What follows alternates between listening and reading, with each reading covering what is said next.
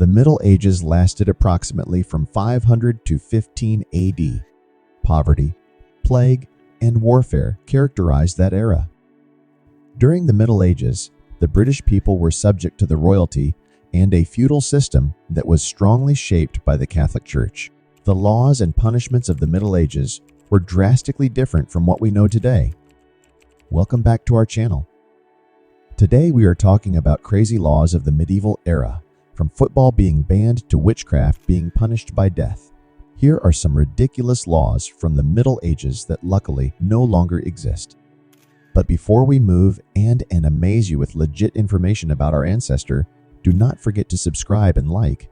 It really helps small channels like us to grow and make a living. These are not the days to survive with an empty pocket. You don't know how valuable your one click is. Okay, enough with emotional blackmailing and back to our topic. So here we go. Number 10. Ban of football in England. While today's football players have a reputation for becoming dramatic over small wounds, earlier generations were exactly the opposite. Football in the Middle Ages was a bloody sport. While there were fewer rules, there was far more violence. They used inflated pig's bladder instead of a real ball, which was kicked up and down the length of a town, with the goals often miles apart. Players may kick and hit both the ball and their opponents. Yeah, you heard it right, their opponents too, causing numerous injuries and even death on occasion. King Edward III banned football in 1349, not out of concern for the safety of the public, but out of concern for national defense. Not only was England at war with France in 1349, but the kingdom was also suffering from the Black Death, a global outbreak of the bubonic plague. Edward preferred that his living, healthy men focus on archery practice rather than be distracted by football. 6 days of imprisonment was a punishment for playing football. Number 9. Blowing one's nose was illegal. The birthplace of horse racing is Newmarket, a town in the English county of Suffolk.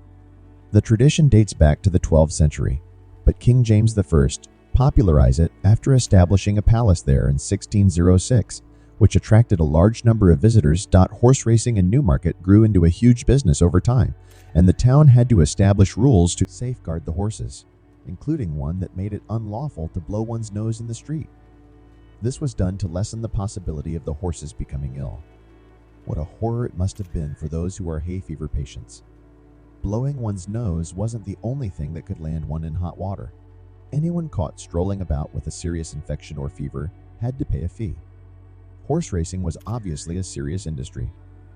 Number 8. You had to have your master's permission to get married. Today, it's daunting enough having to ask the father of your partner for their child's hand in marriage. While this practice is done out of respect, the answer given does not decide your future, and you can still get married even if the father does not give his blessing. This, however, was not the case in the Middle Ages. Societal rank played a large role in medieval life, especially for those at the bottom of the pyramid. Peasants and serfs, working and living under landowners, essentially had no freedom. A man wanting to get married not only had to get the father's permission, but also their landowners. For a woman, the situation was even worse. If her husband died, the landowner could force them to marry another man in a relatively short amount of time. If they refused, they could receive punishment. Number 7. Wearing long, pointy footwear was forbidden. 15th century Britain was a time of flamboyance. Along with short shirts, long, pointy-ended shoes known as krakows, or pikes, had become the height of men's fashion. It was believed that the longer the toe, the more masculine and rich the wearer, so much so that shoes sometimes extended up to 5 inches beyond the toe. This led to the ends occasionally having to be tied around the wearer's ankles. As the fashion continued growing and peasants began wearing more extravagant clothing, the English crown finally decided to step in. They wished to preserve the feudal hierarchy and stop people from dressing above their social rank. Between 1463 and 1604, a law passed that said that no knight under the rank of a lord, esquire, or gentleman, nor any other person, shall wear any shoes or boots having spikes or points which exceed the length of 2 inches. The punishment was a fine of 3 shillings and 4 pence, which is just over $136 US. Number 6. people could no longer eat more than 2 courses. In the Middle Ages, there were many sumptuary laws that restricted what people could eat and drink. They were intended to reduce excessive eating and prevent people of lower social status from matching the lifestyles of those above them. In 1336, a law banned that people, no matter their rank, shall be served a meal with no more than 2 courses. Soup, it made sure to specify, counted as a full course meal and wasn't just a sauce. The exception to the law was on certain festivals, such as Christmas, where 3 courses were allowed. Number 5, commit a crime, go through an ordeal. In medieval England, the peasants had strength in their numbers. To stay in power and prevent revolts, the upper-class authorities made it so that even the smallest of crimes committed had harsh penalties. The idea of this was to make the poor fear stepping out of line. Even petty crimes, theft, disturbing the peace, which often meant the king, or vagrancy, sometimes resulted in harsh punishments. From flogging to having some part of the body cut off, hands were quite common. Until 1215, even being accused of a crime resulted in the punishment of enduring an ordeal that revealed a person's innocence or guilt. There were 3 ordeals. Ordeal by fire. The accused held a red-hot iron bar in their hands and walked 3 meters. After 3 days of being bandaged up, the wound on the hand would be looked at to determine the accused's fate. If it was healing, they were innocent. If it wasn't, they were guilty. Ordeal by water. The accused was tied up and thrown into a body of water. If they sank, they were innocent. If they floated, it was seen that the river had not accepted them, and therefore they were guilty. Ordeal by combat. This was combat between the accused and accuser. It was believed that God would give strength to the innocent. It must be noted that the fight often ended in the loser's death. The practice of ordeals was declared over by the Pope in 1215 and was replaced by a jury process. Number 4, no sex on certain days of the week. Many religious regulations restricted sex in the Middle Ages. A typical 7-day-week married couple could only have sex 4 days. Sex was prohibited on Thursday and Friday to prepare for Holy Communion and Sunday to honor the Lord. There was more. Other times when sex was outlawed included 47 to 62 days during Lent, 35 days before Christmas, and 40 to 60 days before Pentecost. Medieval Europeans thought eye contact was crucial for sexual attractiveness. The eye was not a passive receiver, but was active in sending out rays of sight toward the object of vision. Looking can inspire desire in both parties. Women were told not to attract males by looking at them at the wrong time. Number 3, playing tennis was forbidden. Football wasn't the only sport banned in the Middle Ages. In 1485, it became illegal for young men who weren't nobles to play tennis, with the only exception being on Christmas Day. Medieval tennis was believed to disrupt labor and encourage gambling in workers because participants were left in unsupervised situations without their masters around.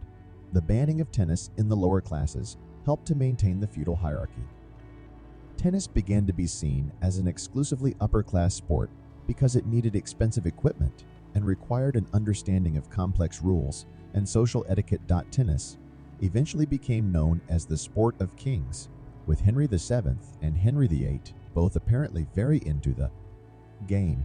A Venetian ambassador who watched Henry VIII play in his youth said, "It was the prettiest thing in the world to see him play, his fair skin glowing through a shirt of the finest texture."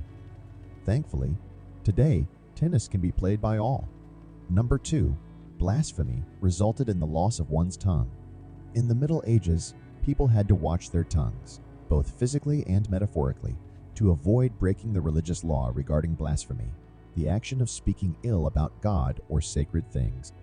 The law was put in place by the medieval Catholic Church to maintain control and order. The Church viewed blasphemy as a severe crime and gave it an equally severe punishment. The penalty for blasphemers was harsh. Often a person would be bound and tied while their tongue was removed with hot pliers, leaving them mute for the rest of their lives. Other punishments included stoning and hangings. Number 1, in the Middle Ages, people did not understand how many things worked around them, especially natural phenomena. as much was unknown to the scientific world. Humans in general do not like uncertainty, and the people of the Middle Ages were no different. Usually, God was their answer for things that could not be explained.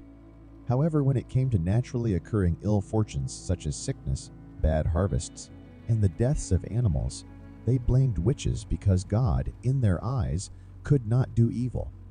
Witches were believed to be able to summon evil spirits and demons, but in reality, they were usually just poor, elderly women who owned a cat.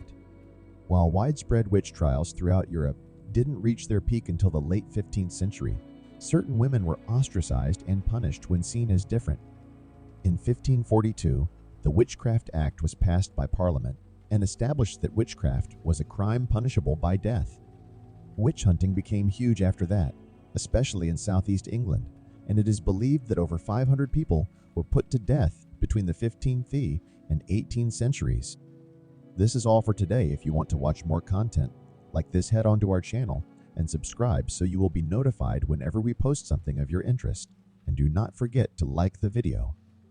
Thanks for watching Tales of the Past.